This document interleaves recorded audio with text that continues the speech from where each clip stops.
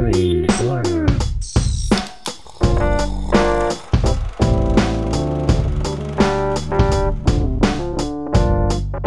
Hello and welcome to Screen Slurps, the movie review podcast where we discuss everything that is good, that is bad, and that is savage in the world of cinema. I'm Adam Meisner, and this week I have a little secret. Laura, can you guess what my secret is? I wasn't sure where we were going with this. What's your secret? It's a secret about Nim. You're going to therapy? I might need to, but no, that's not where I'm going. It's a movie. Oh. And that's what my secret is. I gave it away. Yes, that's right, listeners. The secret is The Secret of Nim. That's the movie we're talking about this week. That was the most absurd opening I've ever heard. You'll only find it on this podcast, listeners. The Secret of Nim is the movie we're talking about this week, from 1982, directed by Don Bluth. The animated film that is a crazy animated film and crazily wonderful by all means. The Secret of Nim. Laura, tell us something about The Secret of Nim. We're getting going already? Oh, I wasn't prepared to get started so quickly. Just a little blurb, and then we'll get into the details. Yeah. It's like you said, one of Don Bluth's, actually I think it was his first independent feature animated film based on a children's book that was written by Robert O'Brien called Mrs. Frisby and the Rats of Nim. Very interesting movie. Yeah, we've got rats that were experimented on and are highly intelligent. And then we've got this sweet mother rat mouse. She's a mouse who's just trying to protect her family. Good quick fix. Yeah. There's a difference between rats and mice are not the same thing, everybody. They are not one and the same, everyone. Yeah, a great little family story about mutated rats. Yes, I like that you said family story, because I want to point out real quick that this is an animated film. It's an animated film for families. And knowing that going in, I still watch this movie and think to myself, this is for families? It definitely, I think we'll go into it. It is pretty dark it has some dark aspects for an animated film. But we'll talk about that. We will talk about how this movie compares to other animated films that are created by Don Bluth specifically, and even animated films created by Disney, because Don Bluth was an animator for Disney. I was gonna say, the enemy of Bluth. Yeah, before he departed from that. But before we get into that, we are going to get into some of our side slurps of this past week. Listeners, if this is your first time getting into our podcast, our side slurps are some of the things that we've been doing the past week, like watching other shows, making some other art of different kinds, maybe listening to some music. Laura, what are some of these side slurps that you've been up to?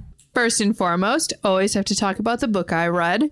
So last week, I read Ruin and Rising by Leigh Bardugo, which is the third book in the Grishaverse series, the Shadow and Bone series. So the final in that first trilogy. I cannot keep up with the series of books that you get into. I read one a week, so I don't expect you to keep up with what I'm reading. But yeah, when it comes to series of books, my mind is okay, there's Harry Potter, there's Twilight, there's the popular series that exist from the past. No, the Grishaverse is popular now because of the Netflix show. That's true. They do have television series for just about every book series that exists. Yeah. So. Every young adult series, if it's popular, it has a film adaptation or a TV series adaptation. But so yes, read the final third in the first trilogy of the Grishaverse series. I talked a lot of crap about the first book, but the second and third definitely were better. I still think the second was the best. But third was the ending. We've got our conclusion. I'm happy with how it went.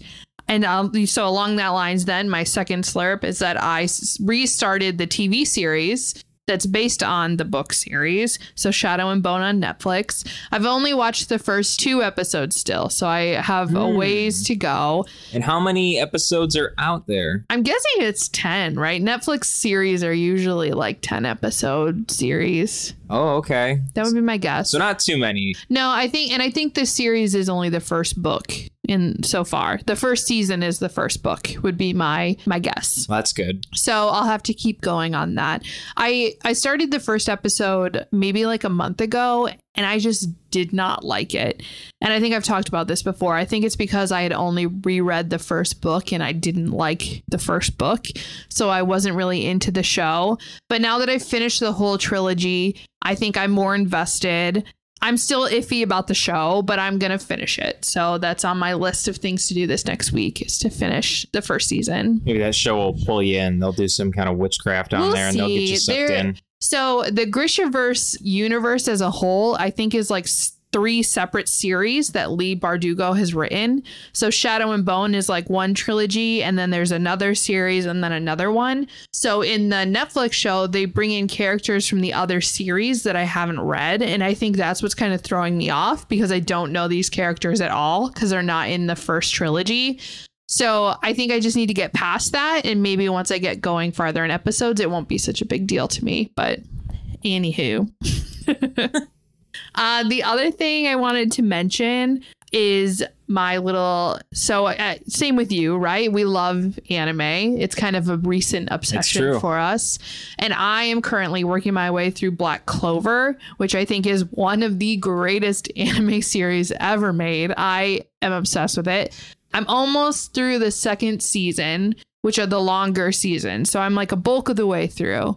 It's just great. Like, anime does such a good job of having such a large cast of characters that you get invested in. Same thing with like Assassination Classroom, right? There's so many supporting and side characters that are like developed and that you get an attachment to. Absolutely. Same thing happens in Black Clover. There are so many characters, and like, yes, the show kind of focuses on one, but honestly, I don't even care about, I mean, I do. I care about Asta, but like, I care more about side characters in Black Clover than I do the main people. Yeah, I didn't think at first when I started watching Assassination Classroom that I'd be so hooked into the show as a whole. And I didn't think that it would be as addicting as it was. And especially with all of the supporting characters, I didn't think I would care for each and every one of the supporting characters. Right. But the supporting are what pull you in. Yeah, each one of them were really very well developed separately from one another. They each had their own personalities very well developed for each character. Yeah. And even like, you haven't watched all of Black Clover, but you've seen some episodes when you walk in when I'm watching it. Mm-hmm. And I think even you, right? Like, you're kind of connected to like Captain Yami.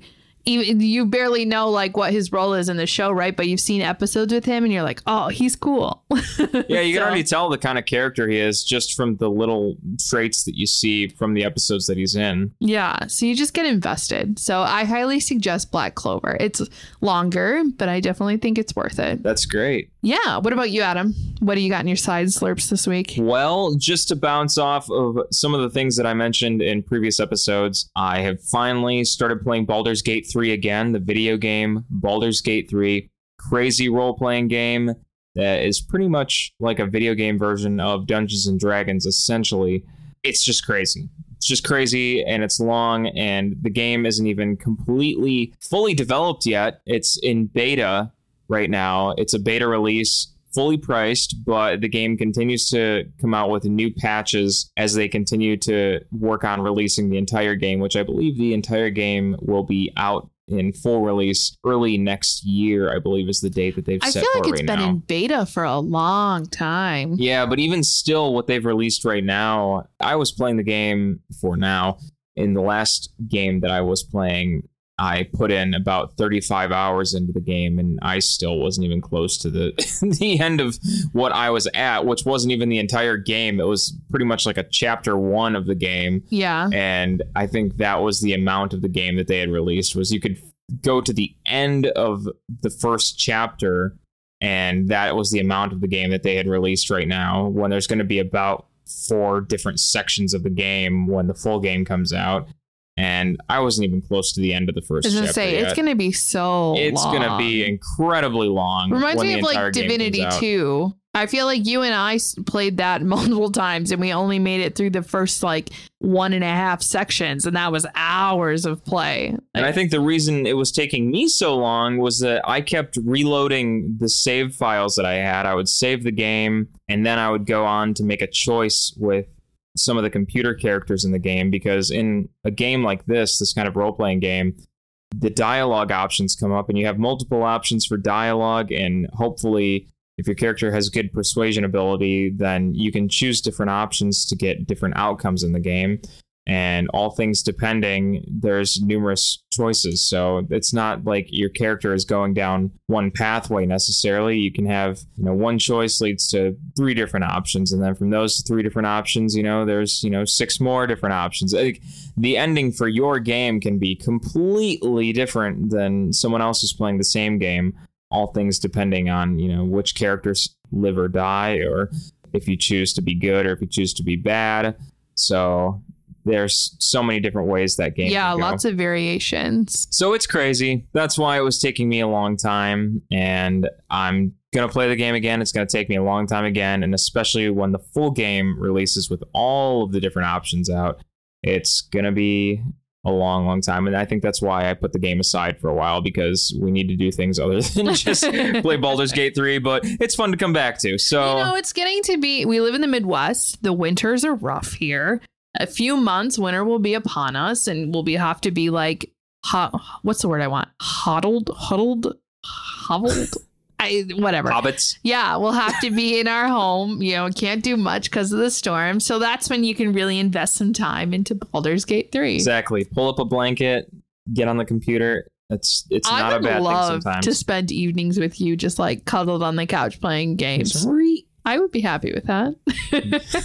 Get the heater going. Yeah, it's the not cat's bad. Cuddling with us. Yeah, I'm not opposed to nights like that. So it's going to happen eventually. And other than that, I'm still burning through episodes of Ink Master. You get addicted to that show as well.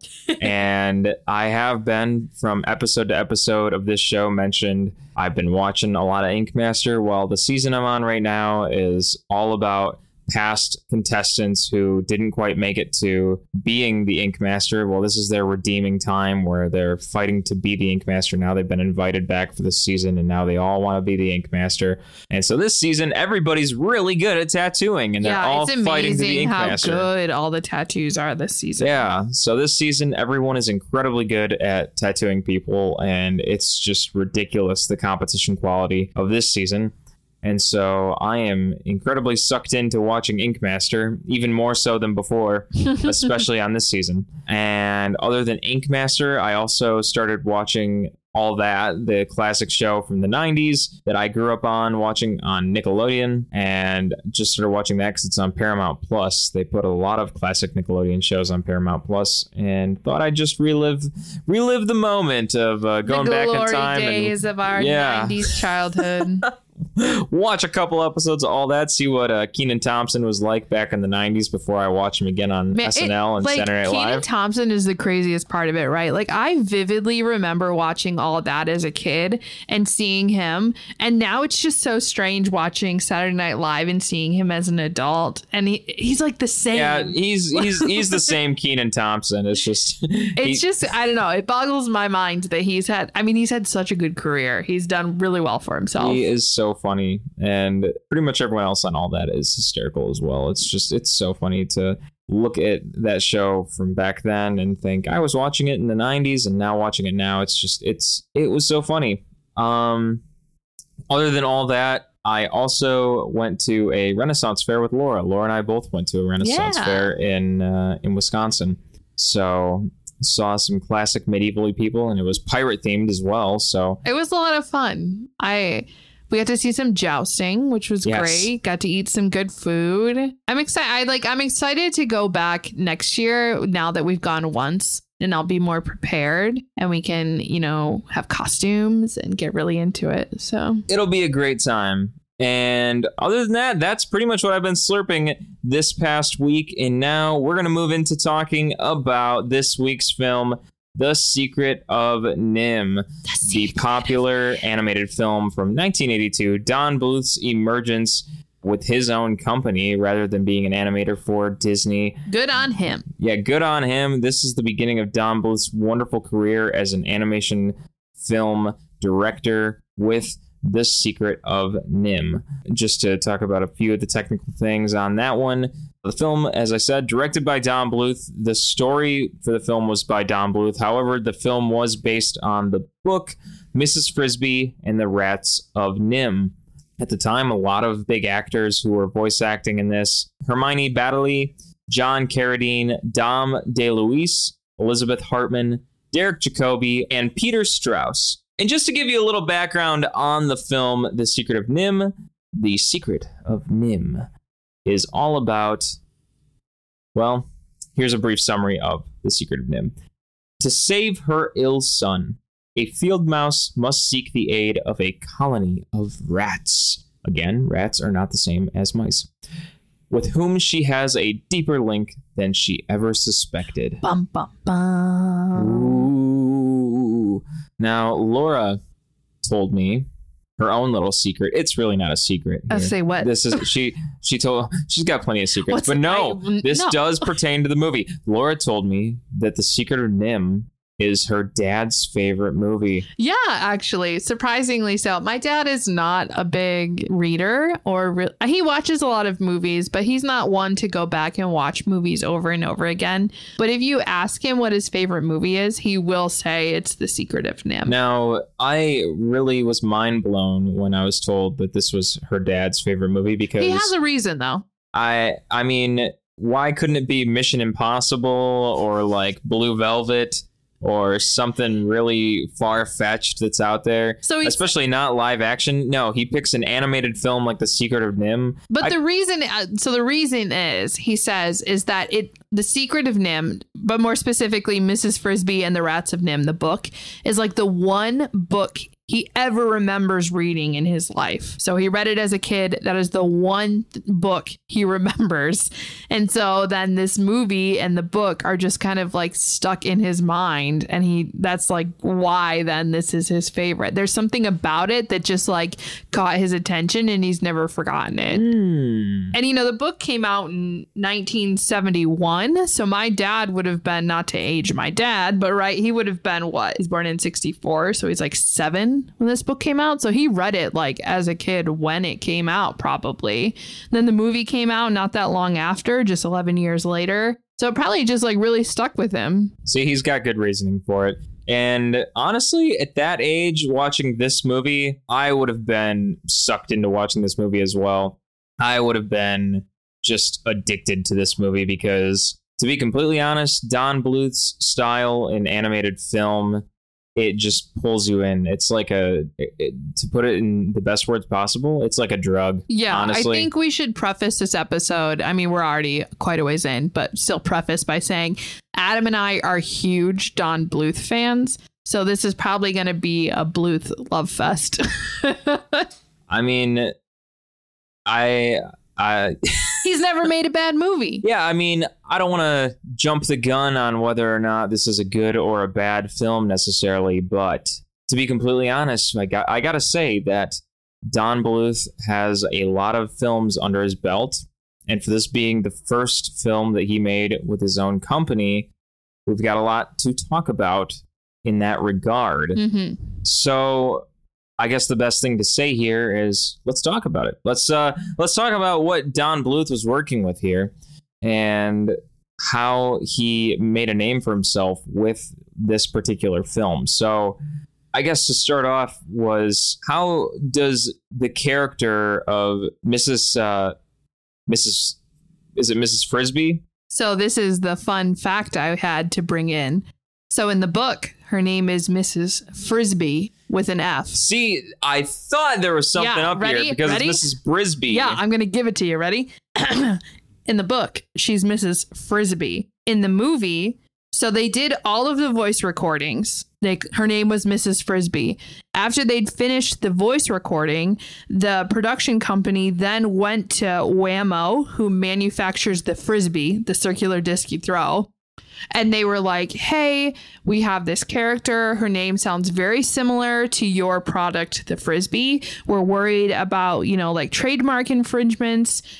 Is it okay for us to call this character Mrs. Frisbee.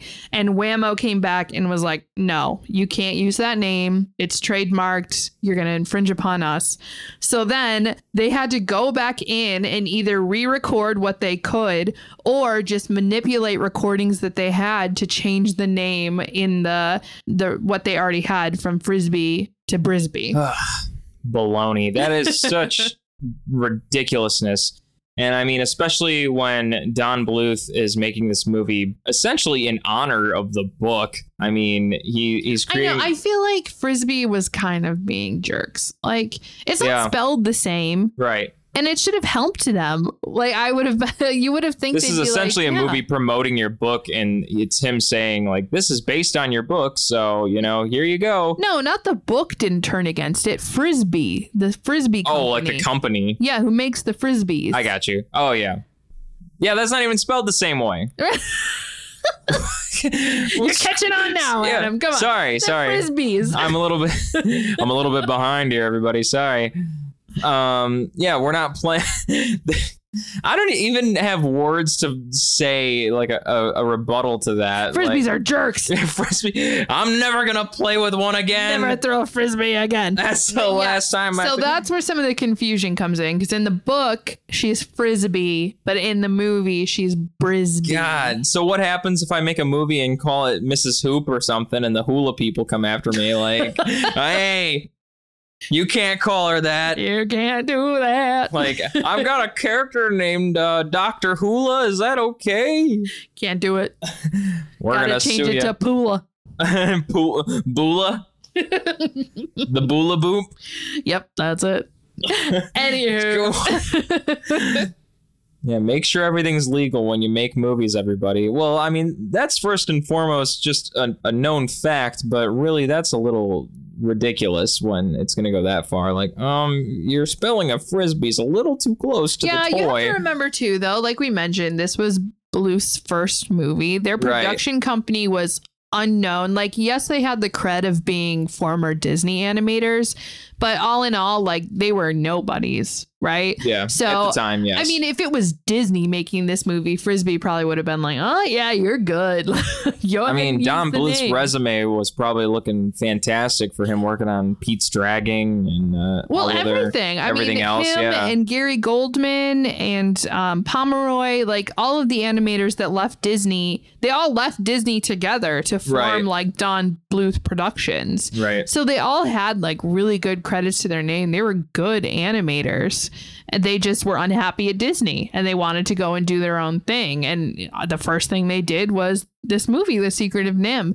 And I think maybe the first thing before we really get into the movie too, I just want to mention like this movie, you can see so many influences on later Bluth productions, like in the animation style and how they kind of work their plots and the way that they develop characters. While watching it, I was like, oh, this reminds me a lot of Thumbelina, or this reminds me a lot of Anastasia or American Tail. Like Don Bluth has a style and like a thematic thing he always uses in all of his movies that works. That's why his movies are all good. But you can tell this one being the first one, he really like set the stage for what his later films would be and what they would look like. Absolutely. Yeah, absolutely. And there's a similar artistic style just in all of Don Bluth's films, and like, I enjoy it. Yeah, like Nicodemus's hands, how they're like long, skinny, and have those like warts on them, look exactly like Rasputin's hands in Anastasia.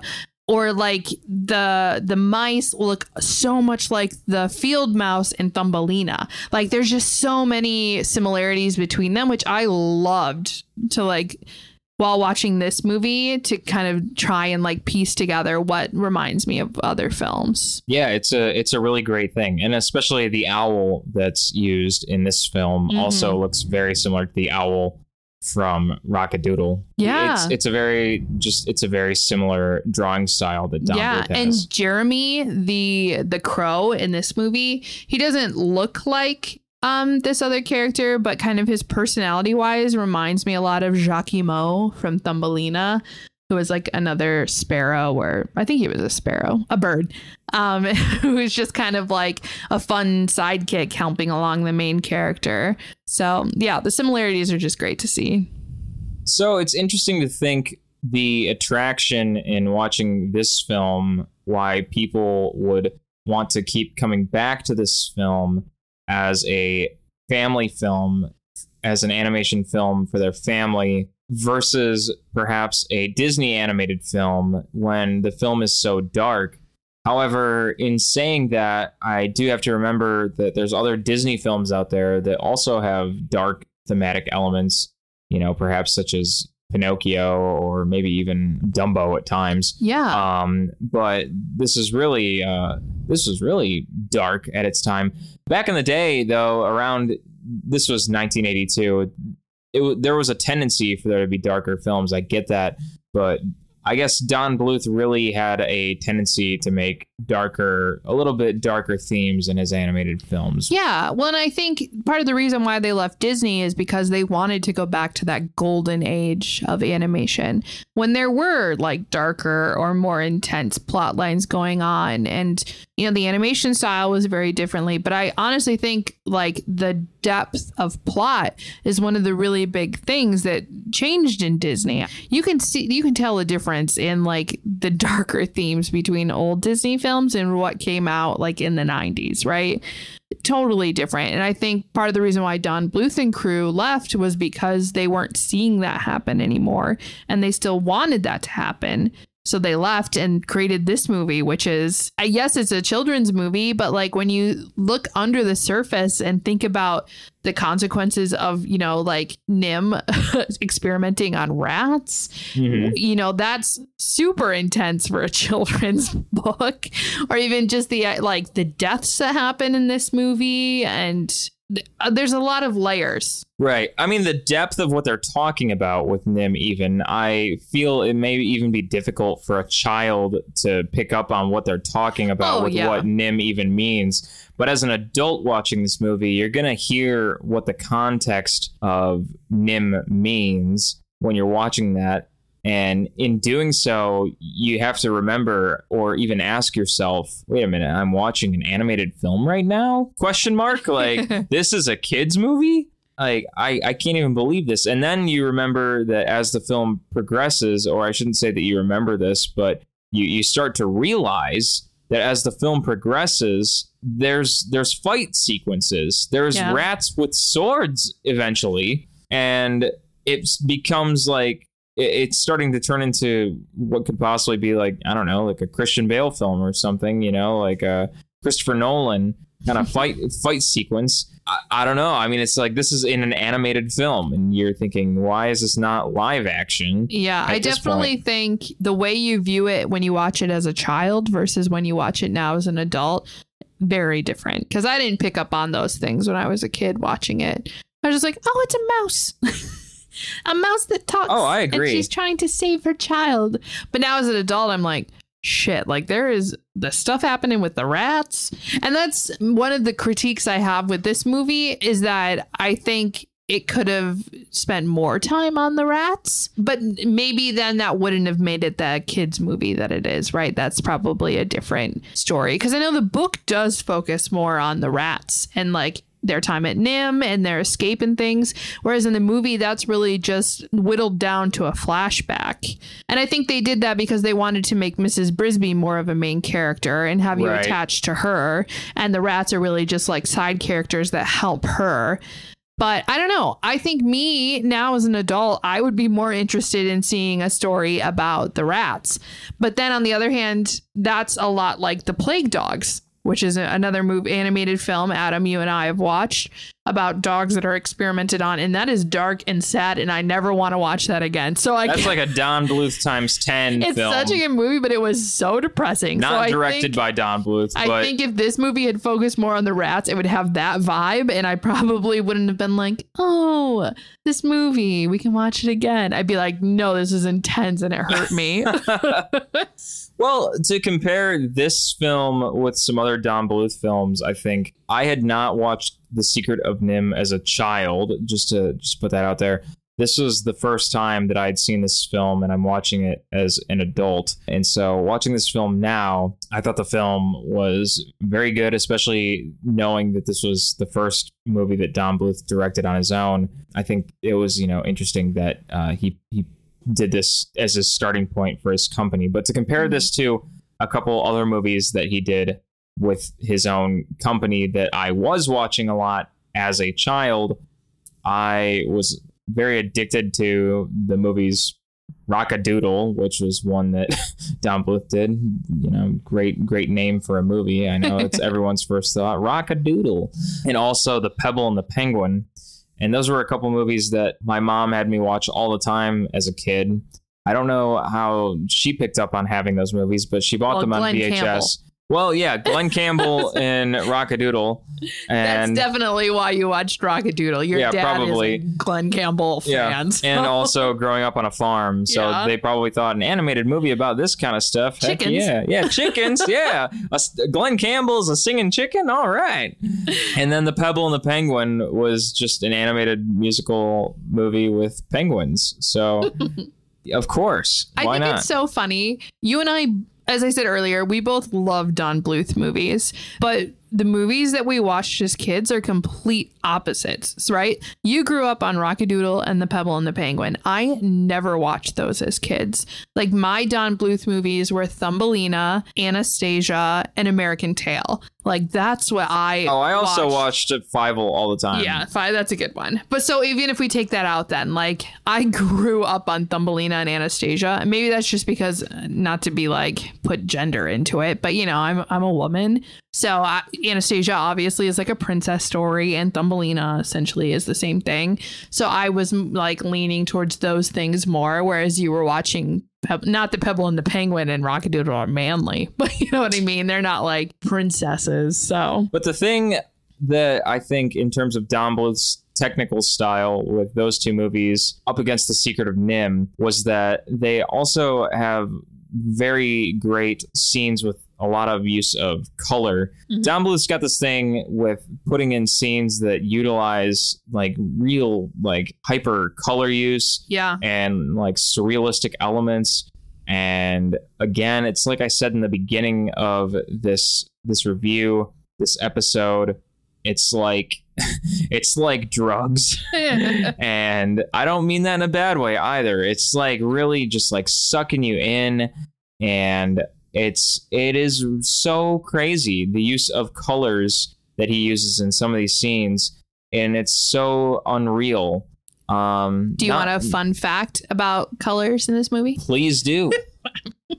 Me and my fun facts. So unlike what he was doing at Disney, in his movies, he liked to create multiple color palettes for each character based on like different lighting situations, or, being underwater, or light and day, things like that. So for Mrs. Brisby, they created 46 different lighting situations. So there were 46 different color palettes for her character based on whether she was, in the dark, in the woods, in her home, underground, in the water. Like every different situation, they created a brand new color palette for her. That is very crazy. And to think this was all hand drawn. Oh, yes. And like just traditional animation. The amount of work that went into this and having all those color palettes and making all the scenes, and it's just it's amazing to me. Like I can't even comprehend how they did it. Yeah, it takes a lot of time. It takes a lot of time to draw by hand, draw frame by frame, and when you take that into account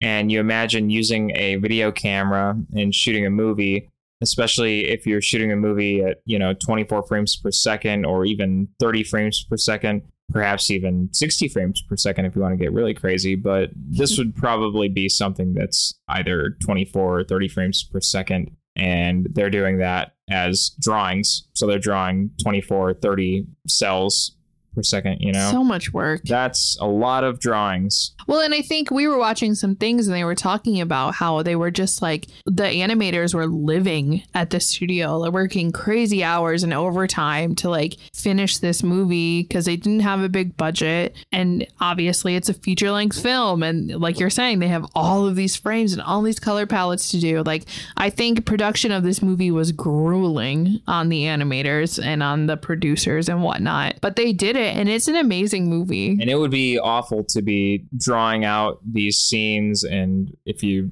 misdraw one of the frames, then you'd have to go back and fix that. And if you draw an entire scene and then realize the movement doesn't look right, then you have to redraw the entire scene. I would be so stressed. Yeah, it's a lot. I don't know, Adam, do you want to, we've kind of talked about big picture things. Do we want to maybe just go through the plot of the movie quickly? Yeah, that would be great. Yeah, I think it's easy to kind of set this movie up as in two parts. So the first part of the film is Mrs. Brisby and before she meets the rats. And then I think of the film, the second half is after meeting the rats. Yeah, for sure. So the first thing that Mrs. Brisby needs to do is go and see a doctor.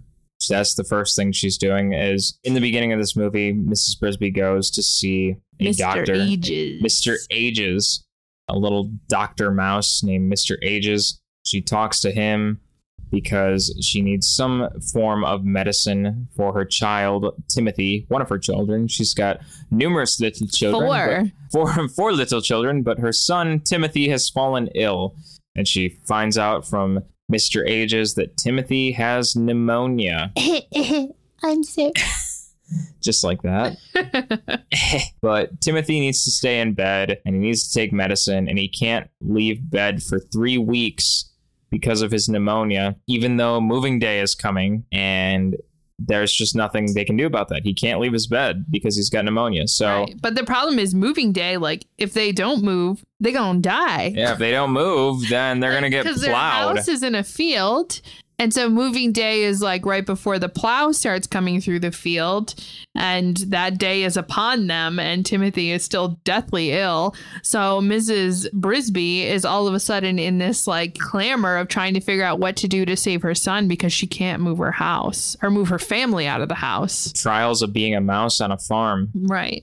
So yeah, she goes to see Ages. Ages gives her some medicine, and on her way home, she meets Jeremy the Crow, who is probably the best part of this entire film. I love his character. That's arguable, but he is a great character. I love Dom DeLuise. That's the thing. The voice actor, his voice just has like this specific sound to it, and he's just so funny. He's like, hysterical. Think of the other characters he's played, right? I mean, he was in All Dogs Go to Heaven. He's been in, I think he was in Lady and the Tramp. Like, he's just a really, really famous voice actor, and he's just so good. He was so funny.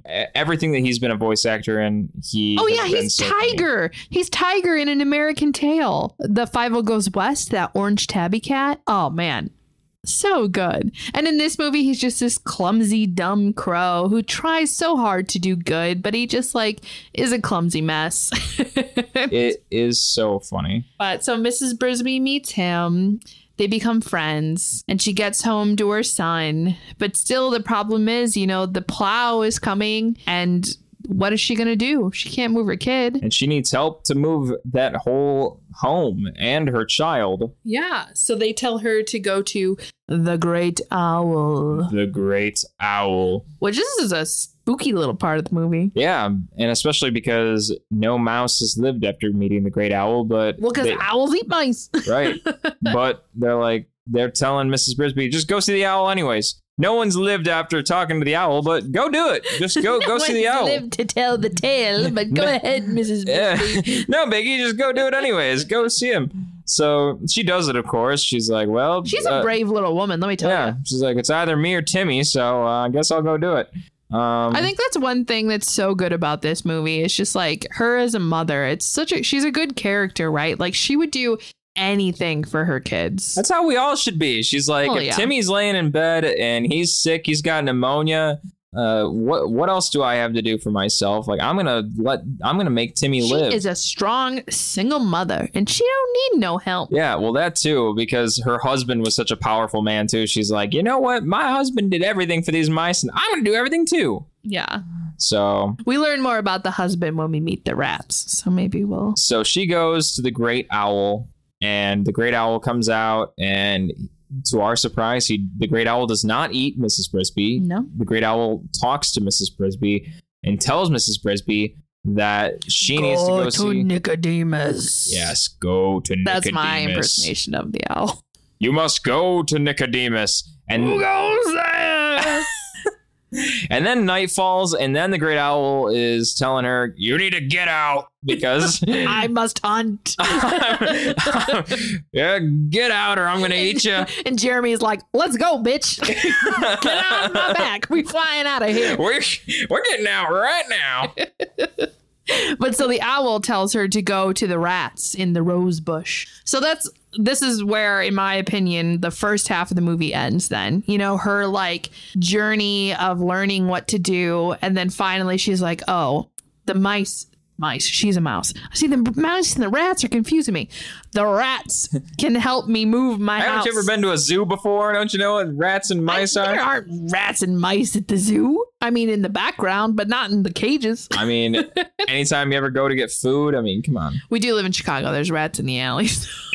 So I would think you'd know that by now. But finally, then we get to meet the rats, and the rats are very intelligent. Lot to take in. Yeah, that's when the trippy drug situation comes in, when you go to the rat cave, because first when Mrs. Brisby goes and finds where the rats are at, it's like a little pull hatch with a string, and you think, okay, they're smart. They know how to make a very cool door, and you can go into the little cove. That's nice. And as soon as she walks in there, it's like Mystic Wonderland of flowers and Twinkle Star, and you're thinking to yourself, yeah, what is going on in here? What kind of rats are living in this place? And we learn, right, that the rats were tested on at NIM, the National Institute of Mental Health, and they've become super intelligent. Can I just say, before we start talking about their intelligence, Mrs. Brisby goes in there into Twinkle Wonderland of stars and electricity. As she goes in there is a crazy rat who looks like he's about to hang her into electricity land with his spiky poker. He's trying to take her out, just like, Mrs. Brisby, excuse me, I need to find Nicodemus. And then he says nothing. He's trying to stab her, just, and so she finally runs around and escapes after being chased by him. And as she escapes, she runs into Mr. Ages, who just tells her, Mrs. Brisby, what are you doing in here? Mrs. Brisby, I can't believe it. We need to get you out of here. And so she tells him, well, Mr. Ages, I need to find Nicodemus. I saw the Great Owl. He can't believe any of this, of course. Like, you actually saw the Great Owl? No one lives to see the owl and tell the tale. What?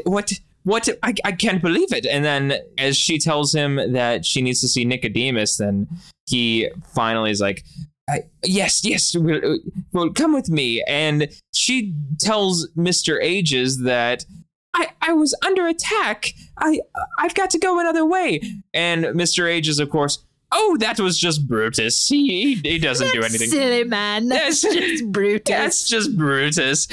What? Like, if I went somewhere, what if I go to a bar or something and there's security, like, I'm trying to get in there, like, yeah, I'm meeting some friends, and some guy at the front's just like, I'm gonna kick your ass, and then I'm like, oh, that's just Johnny, he doesn't mean anything.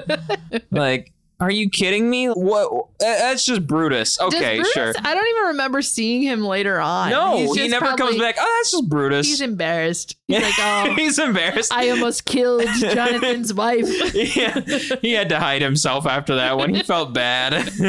But so after that, yes, Mr. Aegis, she meets Justin, who's like the ladies' man rat, right? He's like, oh, Mrs. Brisby, it's that's why Brutus wonderful to meet you. He felt embarrassed to Jonathan. He's like, oh, man. And then they end up at this giant council where we finally meet the rats. And like I said, so the rats are super intelligent because they were tested on by NIM, the National Institute of Mental Health. And they're so intelligent to the point where they can no longer live as rats. Like they're like, we need electricity. That's right. They don't just eat garbage and live outside. No, they are sophisticated. They are living with finesse. They all have capes. Yeah. But some of the rats hate living in the rose bush because they're stealing the electricity from the farmer, right? So their plan is they're like, oh, we want to move to Thorn Valley where we no longer have to steal. But my question is, where are they getting the electricity from out there? Weren't they stealing that from... Well, no, they stole a toaster, didn't they? They didn't steal the electricity. So they were saying the reason they didn't want to stay in the rose bush was because they were stealing the power from the farmer. That's but right. if they move out to Thorn Valley, where are they getting that power from? Yeah, whose electricity are they stealing? That's my question. Yeah, that is a good question. Continuity question from me. But anywho. And the answer is we don't need to know that. Yeah, we just need to know that they want to go to Thorn Valley. They'll find their own electricity. But not everyone wants to go to Thorn Valley. Yeah. But not everyone wants to go to Thorn Valley. We have Jenner, who is the baddie, right? He's the villain of this movie. And he's one of the rats who wants to stay and keep taking from the farmer. And he wants all the power in the world. Not just electricity, literal power. The power. So Mrs. Brisby asks the rats to help her move her home. And he agrees because he sees this as an opportunity for an assassination plot. This is when I was saying it gets a little too dark. This is where it's dark. It starts to become real dark. He's like, yes, we will help you move your house because during it, we'll drop the house on Nicodemus. He doesn't even say it like that, though. He's just like, it's an opportunity. And the guy he's talking to is like, I don't follow you. He kind of reminds me. I don't get it. Well, he reminds me of the bad mouse in The Great Mouse Detective, right? Oh, yeah. Radigan. But he also kind of reminds me of, I think his name's Radcliffe from Pocahontas. You know, the bad guy in Pocahontas. I don't know. There's just something about, I think it's the clothes. Yeah, they do have similar types. Yeah.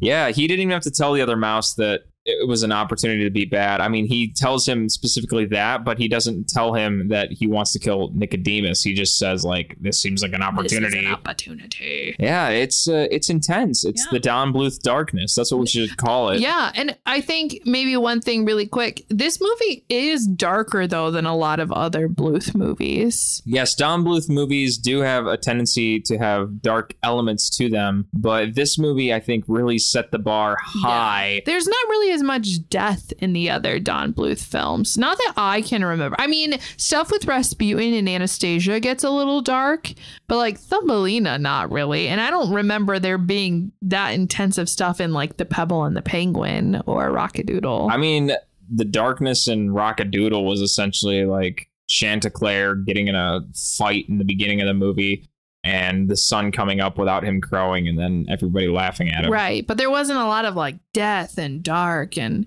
the one of the penguins does die in Pebble and the Penguin, don't they? I'm not going to spoil that one on this episode. Oh, never mind. So, but anywho, this one definitely is darker than his other stuff, I will say. And then let's see what happens next. Then Mrs. Brisby goes to meet Nicodemus finally, and she kind of learns who her husband was, which is like she was married to this man, had 4 kids with him, and she don't know nothing about him. With Nicodemus, or no, her husband Jonathan. Oh yes. Yes, Mrs. Brisby does learn that she doesn't really know anything about the history of her husband, which that's very interesting to think about. Of course, us as the viewer, we literally know nothing about her husband because they never talk about him for pretty much the entire movie. Nicodemus just kind of mentions him in his little scenes when he's like, oh, Jonathan, I see your wife, Mrs. Brisby. Yeah. She must go to the Great Owl.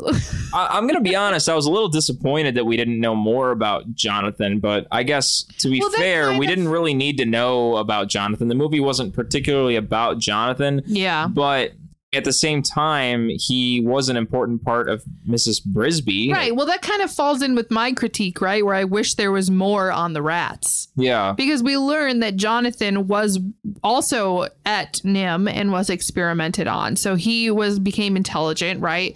And he was the one that really helped the rats escape from NIM. So they, had like a strong connection with Jonathan. Right. And he was still helping them even when they were on the farm. But he was was killed while trying to drug the farmer's cat. And if there was such an importance on Jonathan, why didn't we know more about him? There's just a couple spots in the movie where you actually learn a little bit about Jonathan, and they're like, yeah, this is what Jonathan did, and then that's it. Yeah.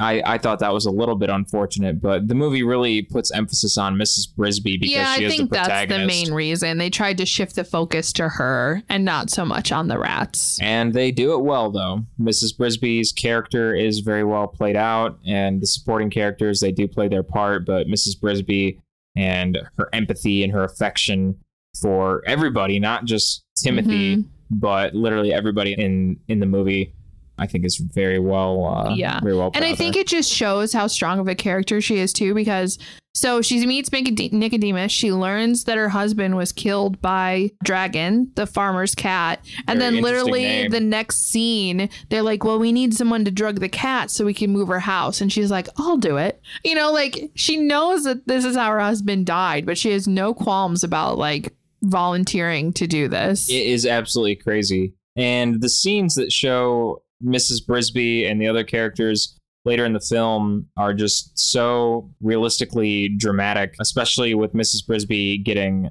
taken by humans too. She gets trapped inside of a house and she has to escape, and it is absolutely ridiculous trying to watch her escape out of the house. The bird cage, yeah. Yeah, it is absolutely absurd. Right. But while she's in there, she learns that Nim is coming to kill the rats. Yeah, and it is a key part of the film. It is incredibly important that she learns that. And I mean, while she's trapped, the rats are already starting to move her home. And that's when Jenner, the baddie, puts his plan into motion. So her home is this giant cinder block, essentially, that's just like sitting in the field. And they need to move it from one side of a rock to another where the plow won't be able to get it. So they have this like intense pulley system and all the rats are just lifting it and moving it. I'm not sure how a bunch of rats can even pull that off. Adam, they're intelligent. I know, but for them to design and find a way to lift a cinder block and move it to another side. They're as intelligent as humans. But so while they're moving it then and it's over top of Nicodemus, Jenner's like, no! And he cuts the ropes and then they squash Nicodemus. Oh. Which is intense. As a kid, I think that hit me hard. I remember that scene. Yeah. And watching it now, I almost couldn't even believe that Nicodemus was squashed by a cinder block. I'm just like watching this and seeing the clothing there and thinking, oh, there's just some clothing over there. I wonder who that belongs to. And then I realize, oh, it's Nicodemus. And then it gets worse because Jenner kills his little sidekick. Like we said, murder, lots of murder in this Don Bluth film. I can't believe the amount of murder and things in this film. Yeah. Well, because Jenner really, like, he kills Nicodemus, and then he's thinking, right, like, this is my chance. I have the power. But Mrs. Brisby shows up, and she's like, you must leave the thorn bush now. Nim is coming. And he's like... You made him sound like He-Man. I have the power. I have the power. And then Brisby's like, no, you don't. You gotta leave. And he's like, this woman's lying. And he tries to kill her. And then that's when he's dead. Justin steps in and is like, I will protect you, lady. I'll protect you, lady. And then sword fight. Jenner dies. But that's not even the end. No, the end comes as Miss Brisby uses her magical amulet of her husband, and I don't know what even to call it, but summons the magic of the nines, who knows, and everything's shiny, and her cement home comes out of the ground. You think her kids were going to drown in mud, but they don't, because the power of magic lifts her home out of the ground. It was the courage in her heart that awoken the amulet. We'll call it that. We'll call it the courage in her heart. It's the empathy and the wonderful kindness that is Mrs. Brisby, who just gets that all out of there, and it's just magic. It's so just in magic the end, in an she's the one that saves the day. Exactly. And this film is something else, and I'm at a loss of words. And with that being said, I'd like to go on to talking about some of the reviews that some of the other people have said about this movie. I'm going to start with our wonderful classic Rotten Tomatoes. What an interesting name for a website. Let me just say that. But with that, on Rotten Tomatoes, 93% from critics on Rotten Tomatoes, 28 reviews from critics, I will say. It is a little bit minimal, but 93%. And an audience score of 85% with 5,000 plus ratings from the audience. So that is fantastic. But it's got wonderful ratings. Yeah. Wonderful. I mean, Metacritic too, it has 76, so definitely up there. Though I will say Roger Ebert only gave it 3 stars. I mean, that's not bad. No, because, well, he does that a 4. Yeah. Yeah, okay. So I guess that's not terrible. Not bad at all. Yeah, The Secret of Nim from Roger Ebert. Review from Roger Ebert. Mm-hmm. And Roger Ebert said, The Secret of Nim contains that absolute rarity among feature-length animated cartoons. An interesting premise. It is, what if a group of laboratory animals were injected with an experimental drug that made them as intelligent and as humans? But my critique is, which is probably where his 3 stars came in, that's not even the focus of the film. Like, that premise, yes, is very like crazy, and they're like, oh, let me learn more about this. But that's literally like smudged down into just a flashback in the movie. But again, if they would have went more into it, it probably would have been a very different movie. Whereas, you know, keeping it focused on Mrs. Brisby makes it a little more heartfelt. Yeah. Yeah. I mean, it's a different look at what the book's focus was. Mm-hmm. Definitely. My question, Adam, to you, since we kind of talked about like most reviews for this movie are really good, right? But how do you feel this movie like stacks up against Don Bluth's other movies, especially since you've never seen this one before, but you grew up on some of his other ones? I think for what it's worth, I think this is a fresh look. I think this is a fresh look for the style. And, you know, if you're interested in a serious sort of topic, but also with fantastical animated elements, I think that it's, you know, it's refreshing. And I think compared to other Don Bluth animated films, I think it's really sort of a pick and choose kind of thing, depending on what you're in the mood for, because other Don Bluth films tend to be a little more musical, depending on what you're diving into. Mm-hmm. Particularly Rock-a-Doodle and The Pebble and the Penguin were both musical films. Well, and Thumbelina and Anastasia. He also did The Land Before Time, and was The Land Before Time musical? I don't think so. There's songs in it, but it's not like musical like the other ones are. So you could watch something like The Land Before Time, which is also not specifically a musical, or you could choose to watch an animated musical film like Rock-a-Doodle or The Pebble and the Penguin, or you could watch The Secret of Nim, which is not a musical, and it's a little more serious and a little more driven about, you know, it's a lot more serious. So it's really just kind of, I think from my perspective, it would depend on what I was in the mood for. If I wanted a little more music, I would pick something like Rock-a-Doodle or The Pebble and the Penguin. Or if I wanted something a little more serious and something that had a little more tensity to it, not that the musical ones don't have any sort of tensity to them, but this, I feel like, really pulled me into something a little more tense, and the stakes were driven by family and things like that, which I kind of enjoyed. I'd watch something like this, so that's what I think. I mean, I feel this, in my opinion, I feel like this movie compared to other Don Bluth movies, it's not even in the same wheelhouse, right? Like, kind of as you said, I think his other movies, the ones that I watched this as a kid, as well as his other ones, and in my mind, this doesn't seem like a Don Bluth movie. Somewhat, right? Because his other ones are they're musicals more so, and they're like a little lighter, and, you know, there's funny, and it's like beautiful and happy. And this one, it also has those things. It's a beautiful movie, beautifully animated, but it's, you know, darker, and it doesn't have those musical numbers and things. And so in my mind, I feel like it's, even though I can see so many influences to his later films, I feel like this is very separate from his other films. It's still a great movie, and I like it's, but it's great in a different way than his other musically animated films are. So I think with that being said, that brings us to our final say whether or not we want to give this film a slurps up or a slurps down.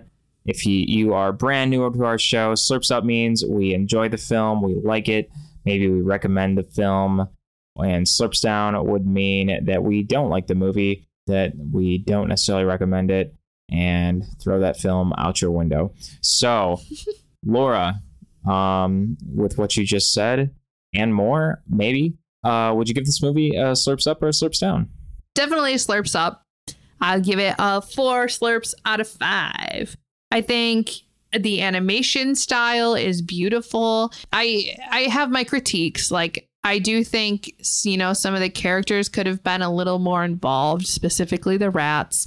I would have liked to see more about them, but, to each their own. So that's my one critique. But animation is beautiful. The music is great. We didn't even talk about the music, Adam. The composer is someone that you really love. I don't know if that's something you want to go back into really quickly. Well, yeah, we didn't talk about the music, and the music was composed by Jerry Goldsmith. And Jerry Goldsmith is a wonderful composer. And all I'm going to say about that is go watch the movie Chinatown.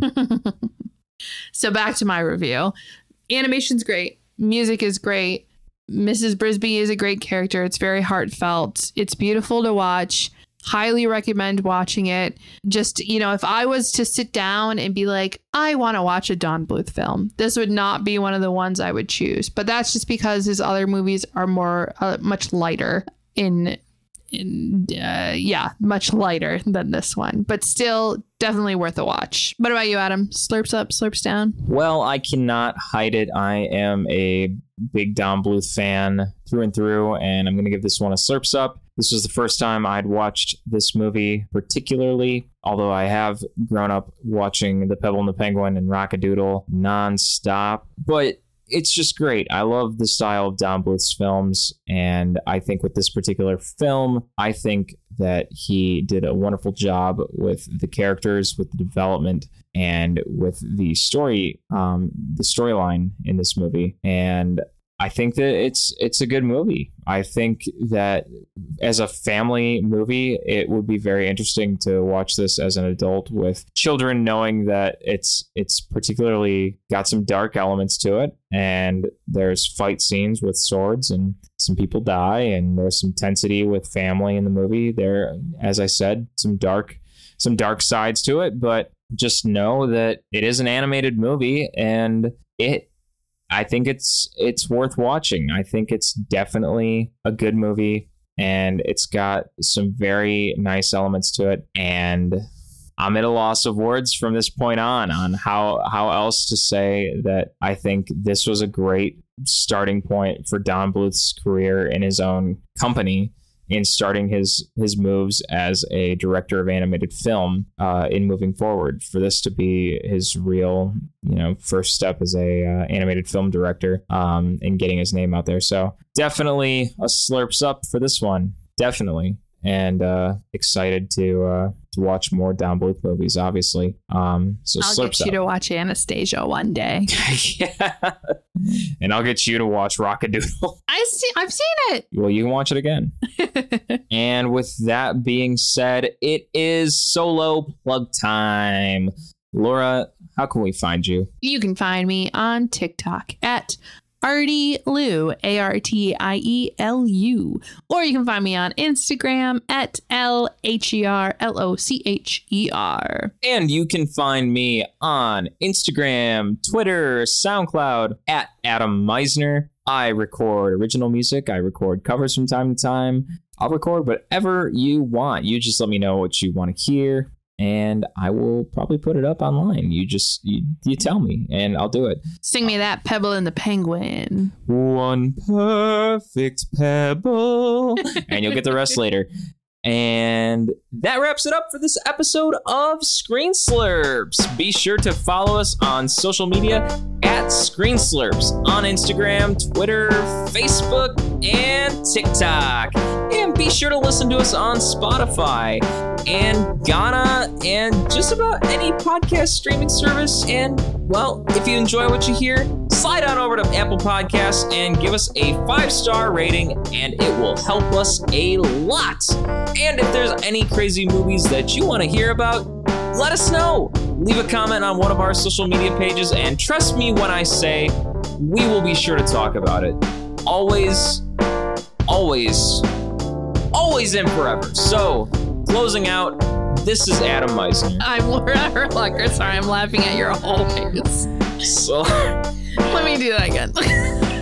I'm Laura Herlucker. Slurps up, and we'll catch you later.